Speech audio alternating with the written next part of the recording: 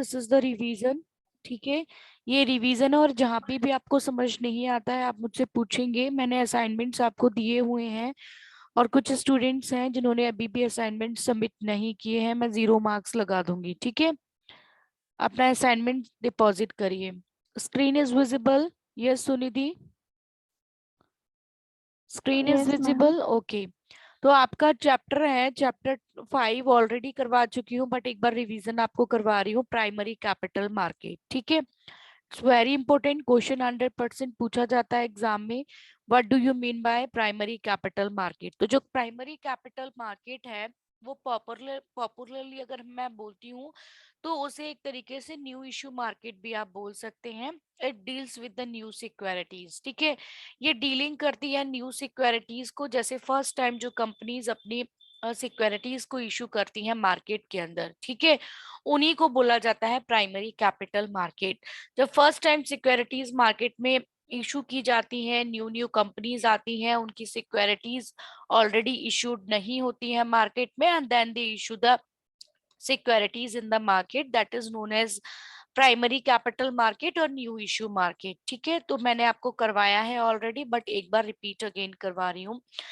जैसे शेयर्स होते हैं, डिबेंचर्स होते हैं which are offered for the first time in the market, that is known as primary capital market. Okay, it is known as the initial public issue. Initial public issue भी बोल सकते हैं, new issue market भी बोल सकते हैं, और primary capital market भी नेम है इसका। ठीक है, तो 3 नेम से आप इसे कंसीडर करेंगे बिकॉज एग्जाम टाइम में वो इनिशियल पब्लिक इशू भी बोल सकता है, क्वेश्चन आ सकता है आपको, न्यू इशू मार्केट भी पूछ सकता है और प्राइमरी कैपिटल मार्केट भी आपसे पूछ सकता है। ठीक है, तो तीनों ही इसके नेम है।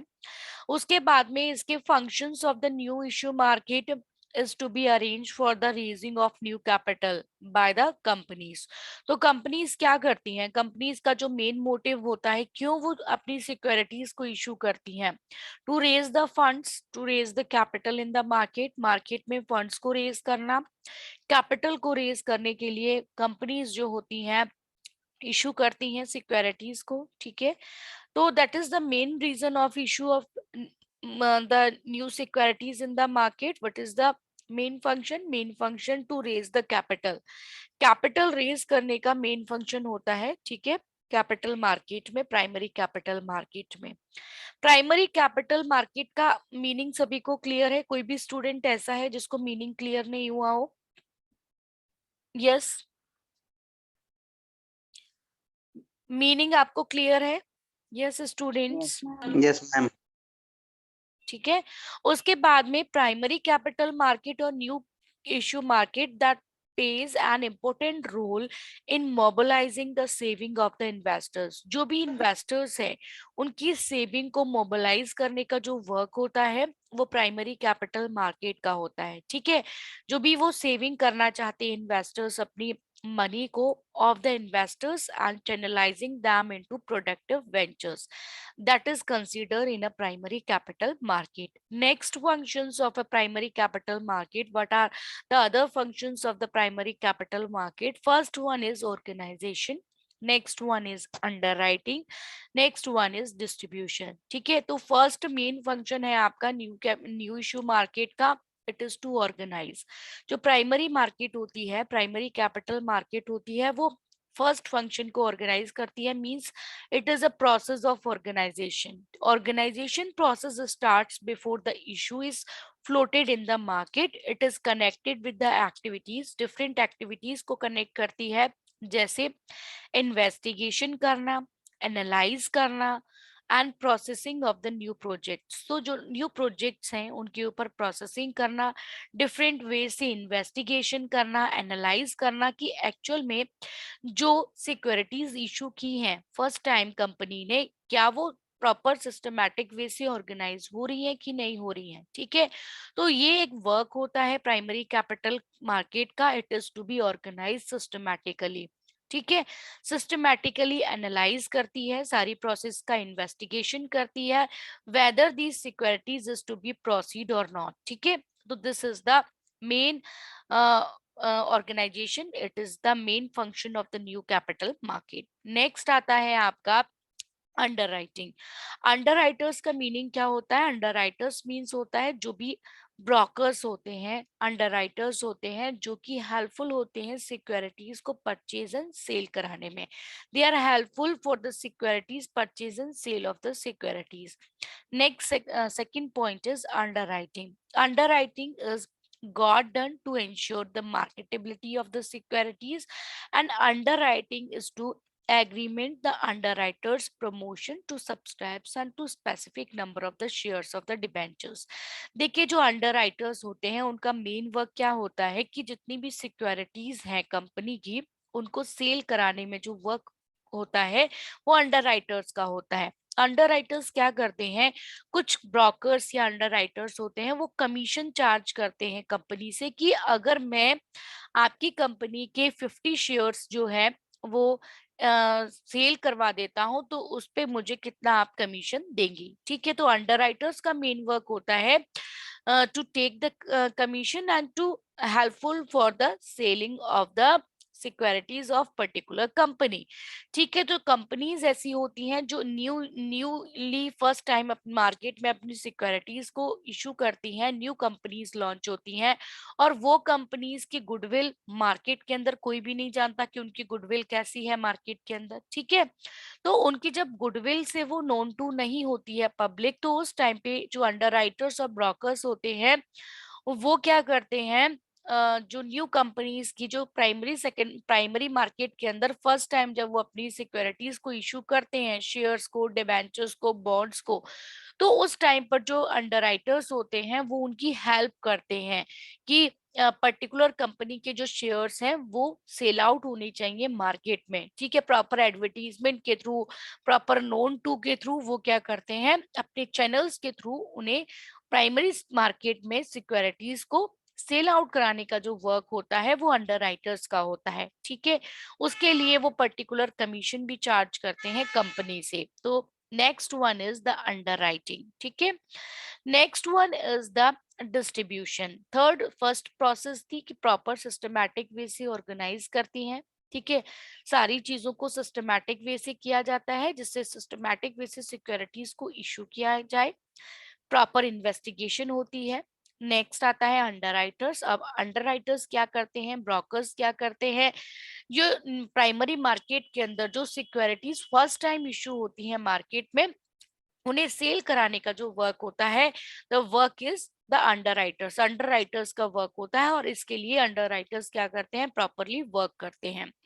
उसके बाद आता है नेक्स्ट जो वर्क है, that is known as the distribution. Distribution का वर्क है, this is concerned with the sale of the securities to ultimate investors. The work is done with the help of the brokers. Brokers के help से ये work होता है distribution का। मैंने बताया था कि ब्रोकर्स क्या करते हैं, जो सिक्योरिटीज फर्स्ट टाइम इशू होती है मार्केट में, प्राइमरी मार्केट में, तो वहां पे जो ब्रोकर्स का वर्क होता है वो they are helpful to sell the securities. ठीक है, तो ब्रोकर्स हेल्पफुल होते हैं डिस्ट्रीब्यूशन करने में। डिस्ट्रीब्यूशन का मीनिंग क्या हो गया, जो भी सिक्योरिटीज प्राइमरी मार्केट में इशू होती हैं, जो भी शेयर्स, बॉन्ड्स और डिबेंचर्स इशू किए जाते हैं प्राइमरी मार्केट में, उसमें हेल्पफुल होते हैं उनकी सिक्योरिटीज को सेल कराने में। They are helpful of the brokers, brokers की हेल्प करना, managers to issue and agents who maintain regular and direct contact with the ultimate investors। तो जो ब्रोकर्स होते हैं, एजेंट्स जो होते हैं, ठीक है, वो क्या करते हैं, उनका डायरेक्ट कॉन्टेक्ट होता है इन्वेस्टर से और वो क्या करते हैं, इन्वेस्टर्स को सिक्योरिटी सेल करते हैं। तो distribution is the last process of the primary market. Is it clear बेटा, यहाँ तक आपको क्लियर है? Yes students, any other student? कोई भी रिस्पॉन्स नहीं करेंगे आप लोग? यस बेटा, इज इट क्लियर? नेक्स्ट आता यस है ma'am. Different methods of issuing new securities. ठीक है, कौन कौन से मेथड्स को इशू किया जाता है प्राइमरी मार्केट के अंदर? तो प्राइमरी मार्केट के अंदर different methods of issuing new securities, जब फर्स्ट टाइम सिक्योरिटीज को इशू किया जाता है तो कौन कौन से वो मेथड्स होते हैं जिन मेथड्स को प्राइमरी मार्केट में यूज किया जाता है?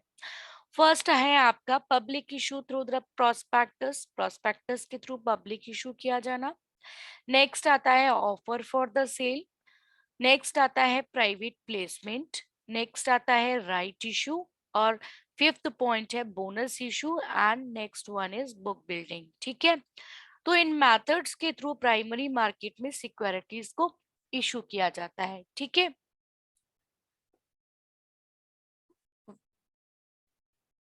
यहाँ तक क्लियर है? Yes yes student. मैम। ठीक है, तो यहाँ पे पब्लिक इशू में क्या आता है, जैसे public issue through the prospectus is the most popular method of raising funds by the public limited companies। ठीक है, तो जो पब्लिक इशू किया जाता है प्रोस्पेक्टस के थ्रू, ठीक है, डायरेक्ट पब्लिक को इशू करना शेयर्स को, तो public issue through the prospectus का मीनिंग होता है जो प्रोस्पेक्टस कंपनीज इशू करती हैं। ठीक है, जैसे आपने देखा होगा आपका जो कॉलेज है वहां पे भी आपने देखे होंगे प्रोस्पेक्टस होते हैं, तो प्रोस्पेक्टस को दिखाते ही कुछ बच्चे एडमिशन ले लेते हैं। ऐसा आपने देखा होगा कि आपके कॉलेज का प्रोस्पेक्टस देखेंगे बच्चे और उनको वो प्रोस्पेक्टस अच्छा लगेगा, उस बिहाफ पे वो कॉलेज विजिट करेंगे और उस टाइम पे वो एडमिशन ले लेंगे। ठीक है, तो इसी तरीके से सेम इसी प्रोसेस को फॉलो करते हुए जो प्राइमरी मार्केट होता है वहां पे जो न्यू कंपनीज अपने शेयर्स को इशू करती हैं फर्स्ट टाइम, तो वहां पे क्या करती हैं वो डायरेक्टली पब्लिक को अपने प्रोस्पेक्टस देती हैं और प्रोस्पेक्टस के थ्रू जब वो रीड करते हैं उस प्रोस्पेक्टस को तो कुछ चीजें उनको अच्छी लगती हैं, उसके अकॉर्डिंग वो कंपनी के जो शेयर्स हैं और बॉन्ड्स हैं डिबेंचर्स हैं वो परचेज करने के लिए एग्री हो जाते हैं। ठीक है, जब वो सारी की सारी चीजें को पढ़ते हैं डीपली स्टडी करते हैं उनकी, उसके बाद में वो उस कंपनी के शेयर्स और डिबेंचर्स और बॉन्ड्स को परचेज कर लेते हैं, मींस सिक्योरिटीज को। तो this is the first method of issuing the securities in a primary market. Primary market में फर्स्ट मेथड है जिससे सिक्योरिटीज को इशू किया जाता है। नेक्स्ट आता है सेबी गाइडलाइंस, जो सेबी है securities exchange board of India है, guidelines for the issue of shares to the public. Public को कैसे इशू किए जाते हैं, कौन कौन सी गाइडलाइंस प्रोवाइड की जाती हैं। अब ये बताइए, जब भी सेबी, सेबी का मीनिंग क्या होता है, what do you mean by SEBI? Security exchange board of India. Yes, what is the functions of Securities Exchange Board of India? Yes, Sunidhi. Ma'am, to regulate stock market activities. Yes. क्या बोला आपने Sunidhi? Ma'am, to regulate security market, stock market. Regulate करती है और इसके अलावा क्या करती है? मैम गाइडलाइंस प्रोवाइड करती है। सिक्योरिटी का मीनिंग क्या होता है? मैम शेयर्स डिबेंचर्स बॉन्ड्स जो होते हैं हमारी सिक्योरिटीज। देखिए, securities exchange board of India का मेन वर्क होता है कि जो भी इन्वेस्टर्स होते हैं उनकी सिक्योरिटी करना। ठीक है, जैसे फॉर एग्जांपल आप अगर चाहते हैं कि मैं किसी भी कंपनी के शेयर्स को परचेज करूं, ठीक है सुनिधि, किसी भी कंपनी की सिक्योरिटीज को परचेज करूं, जैसे फॉर एग्जांपल किसी कंपनी की शेयर्स खरीदूं, बॉन्ड्स खरीदूं, ठीक है, डिबेंचर्स खरीदूं, तो आप क्या करेंगे, उसके शेयर्स परचेज कर लेंगे। ठीक है, लेकिन आपके माइंड में क्या डाउट रहेगा कि कहीं ऐसा ना हो कि मैं किसी फ्रॉड कंपनी के शेयर खरीद रही हूँ, मुझे उसके बारे में कोई नॉलेज नहीं है और मैं किसी फ्रॉड कंपनी के शेयर परचेज कर लूं, तो उससे क्या होगा, मेरा सारा पैसा डूब जाएगा कि नहीं डूबेगा, बताइए। यस सुनिधि, डूब जाएगा ना वो पैसा आपका। तो जो securities exchange board of India होता है वो क्या करता है, जितने भी इन्वेस्टर्स होते हैं, इन्वेस्टर का मीन्स कौन होता है, जो कॉमन पीपल होते हैं, जैसे आप चाहते हैं किसी कंपनी के शेयर को परचेज करना, आप अपने पैसे को इन्वेस्ट करना चाहते हैं, ठीक है, तो securities exchange board of India का मेन वर्क होता है जितने भी इन्वेस्टर्स होते हैं जो सिक्योरिटीज को परचेज करते हैं, शेयर्स डिबेंचर्स बॉन्ड्स को परचेज करते हैं, उनकी प्रॉपर तरीके से सिक्योरिटी की जाए कि वो इलीगली कंपनीज उनको बेवकूफ ना बनाए, ठीक है, कंपनीज उनके साथ कुछ फ्रॉड ना करें, तो उसके लिए securities exchange board of India लोगों की, इन्वेस्टर्स की सिक्योरिटी करती है। Okay, yes ma'am. क्लियर है Yes, सुनिधि आपको ये? yes ma'am. ठीक है, अभी कोई डाउट तो नहीं है? तो जो securities exchange board of India है वो स्टॉक एक्सचेंज जो है, जहाँ पे शेयर मार्केट होती है, जहाँ शेयर्स को परचेज किया जाता है और खरीदा जाता है, परचेज करना और बाय एंड सेल होता है वहां पे, सिक्योरिटीज का, शेयर्स का, डिबेंचर्स का, बॉन्ड्स का, उसके ऊपर भी वर्क करती है सेबी, ठीक है, स्टॉक एक्सचेंज के, जिससे जितनी भी कंपनीज हैं वो प्रॉपर सिस्टमैटिक वे से रजिस्टर्ड हैं कि नहीं है, क्या वो लीगली फॉर्मेट को फॉलो कर रही हैं, जो भी फॉलो किए जाते हैं फॉर्मेट। कोई भी कंपनी ऐसी तो नहीं है कि जो फ्रॉड कंपनी है, जो लोगों को बेवकूफ बनाने के लिए, उनसे पैसा लेने के लिए वर्क कर रही है, ठीक है।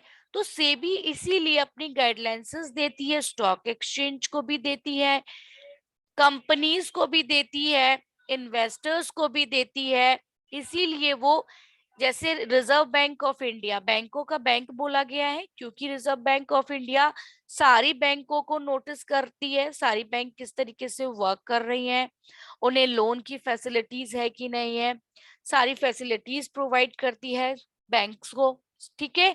तो as it is same pattern पे ही आपका जो securities exchange board of India है वो वर्क करती है इन्वेस्टर्स की सिक्योरिटी के लिए। Wait for 2 minutes students.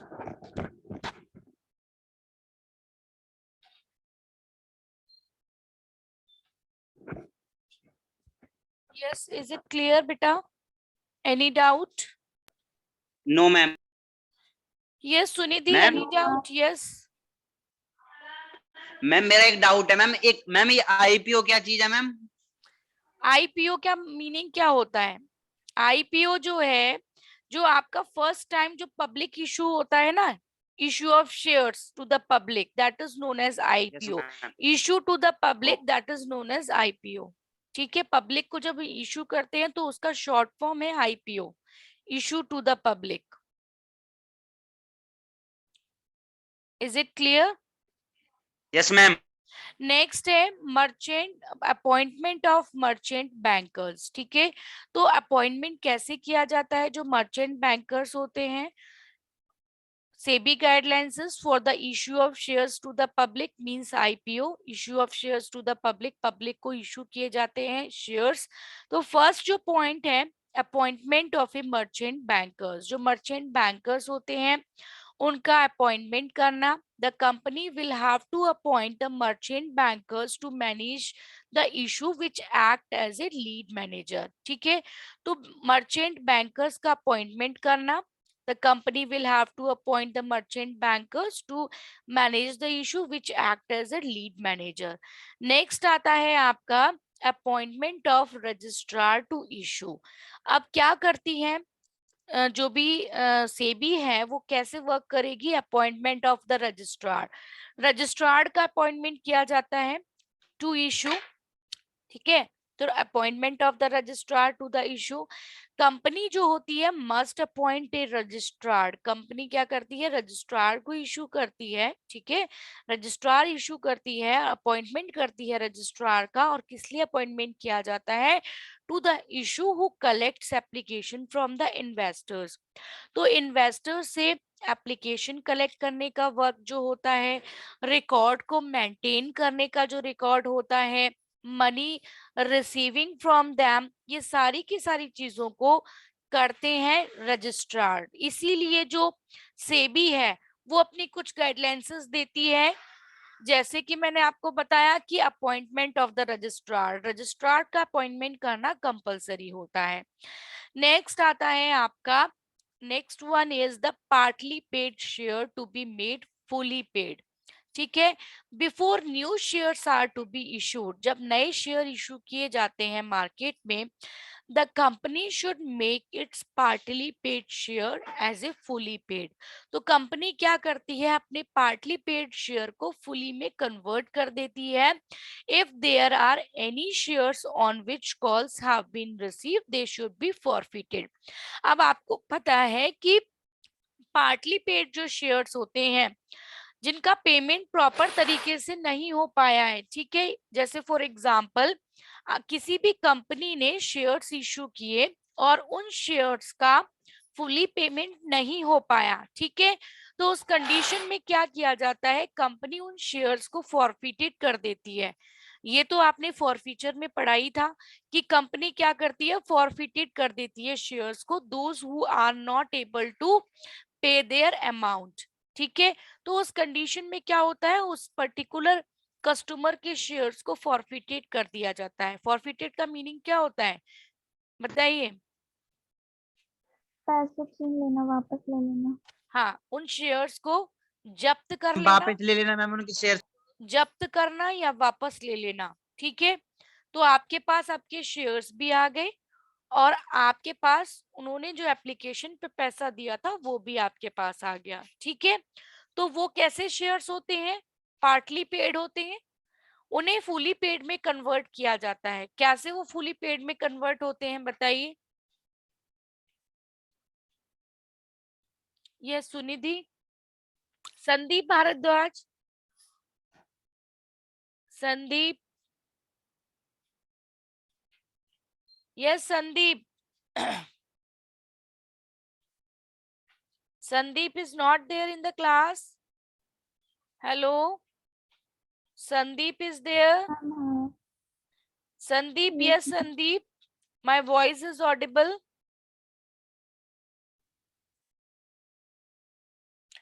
तो जब आप कंपनी के जो शेयर्स पार्टली पेड होते हैं, जब उनको री इशू किया जाता है, हेलो, जब यस उन, मैम। संदीप आप मुझे बताइए, what do you mean by partly paid shares when it is converted into fully paid shares?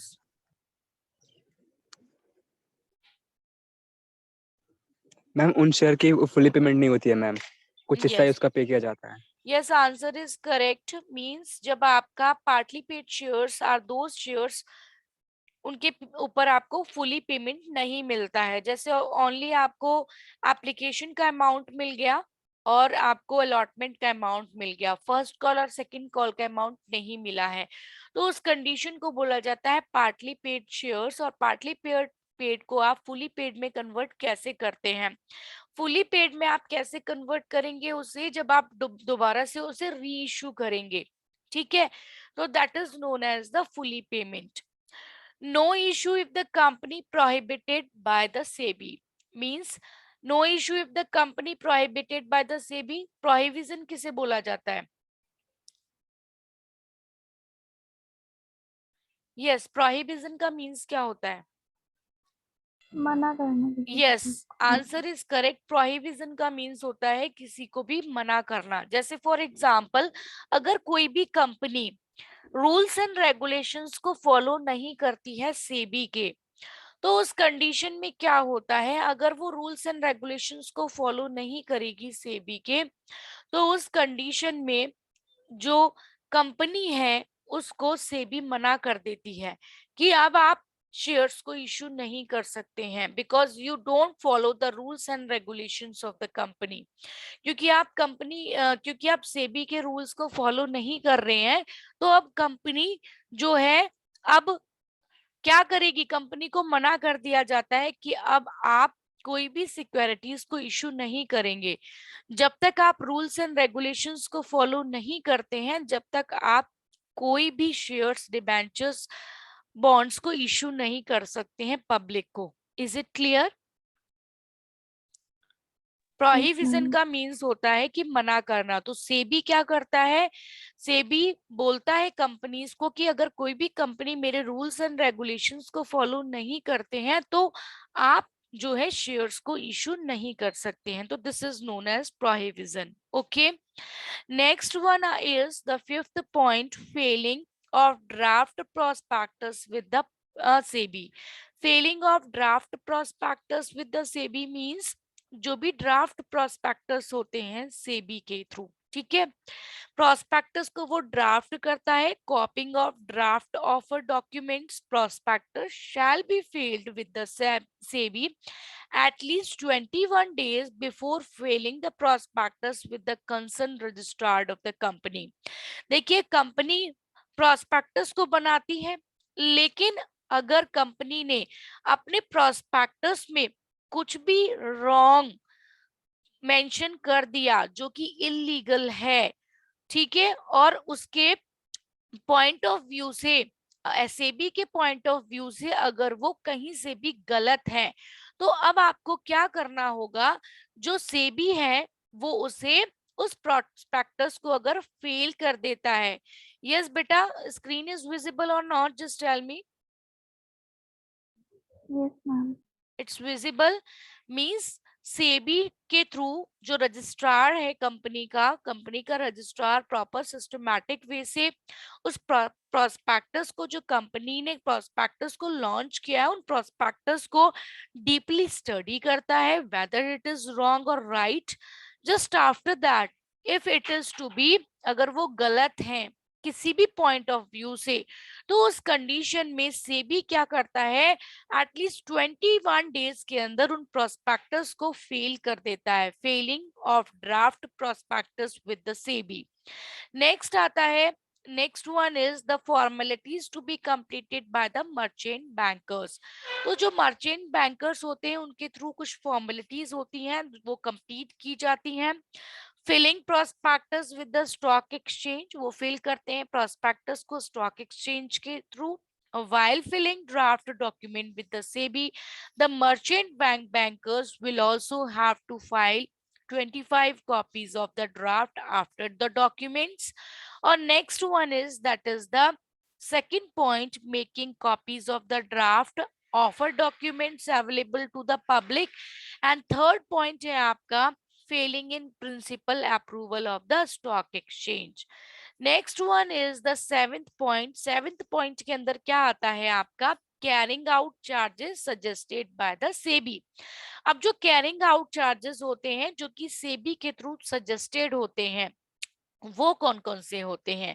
The company shall carry out the charges suggested by the SEBI, ठीक है, जो भी चार्जेस सजेस्ट किए गए हैं सेबी ने before failing of the prospectus and with the concerned registrar of the company. Next आता है आपका dematerialisation of the securities. Securities को डीमेटेरियलाइजेशन फॉर्म में कन्वर्ट करना. डीमेटेरियलाइजेशन फॉर्म का मीनिंग क्या होता है,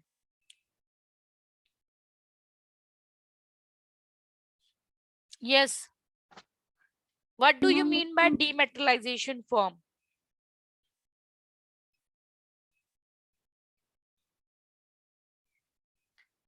बताइए, डीमेटेरियलाइजेशन फॉर्म का, डीमेटेरियलाइजेशन ऑफ सिक्योरिटीज का मीनिंग क्या होता है बेटा. यस संदीप.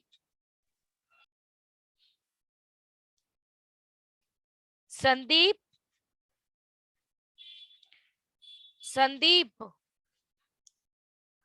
डीमेटेरियलाइजेशन का फॉर्म होता है कि ऑनलाइन ट्रांजैक्शन करना, ठीक है.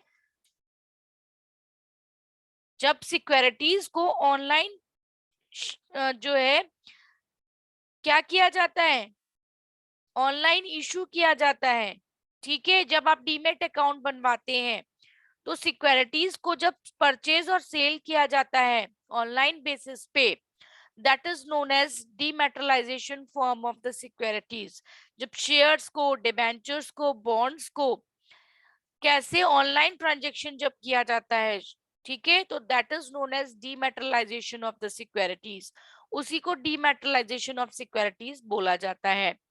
Exemptions from the eligibility norms, कुछ एलिजिबिलिटी नॉर्म्स हैं, एबिलिटीज नॉर्म्स हैं, exemptions from the ability norms follow किए जाते हैं, जैसे बैंकिंग कंपनीज, इंफ्रास्ट्रक्चर कंपनीज के थ्रू, जिससे प्रॉपर सिस्टमैटिक वर्क हो. उसके बाद में थर्ड जो पॉइंट है, that is issue through the book building. जो भी इशू होता है बुक बिल्डिंग के through, if net worth of listing companies increasing by 5 times. तो आप क्या करते हैं, जो भी बुक बिल्डिंग्स होती है, नेटवर्थ जो होता है लिस्टिंग कंपनीज का, that is to be increases. Next point है आपका, नेक्स्ट जो पॉइंट है within 5 times, and next जो पॉइंट है आपका dematerialisation of the securities and demonetization of the securities. Next, minimum number of shares to be applied means minimum number of shares for which application shall be allotted to made fixed at 200 shares, the face value of 10 rupees. ठीक है, तो ये minimum number of shares हैं जो कि applied किए जाते हैं, इशू किए जाते हैं कंपनीज के थ्रू. यस बेटा, now it's sufficient for today.